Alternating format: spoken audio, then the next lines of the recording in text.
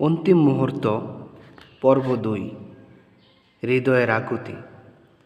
হে আমার প্রিয় ভাই, প্রতিটি মুহূর্তই তুমি সফর করে চলছ, অন্যদের অভিজ্ঞতা যাচাই করছ, পর্যবেক্ষণ করছ পূর্ববর্তীদের পথচিহ্ন। এসো, ৫ কি ১০ মিনিট সময় সফর করবে আমার সাথেও? চলো তাহলে একটি স্টেশন দেখে আসি, যে স্টেশন তোমাকে অতিক্রম করতে হবে একান্ত একাকী। হ্যাঁ, সেখানে তোমাকে একাই অবস্থান করতে হবে, তুমি চাও বা নাই চাও।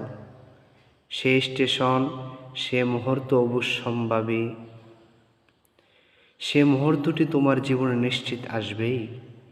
সেটি এমন এক স্টেশন যা মুমিন কাফির, নেককার পাপী, নারী পুরুষ, ছোট বড় সকলকেই অতিক্রম করতে হবে।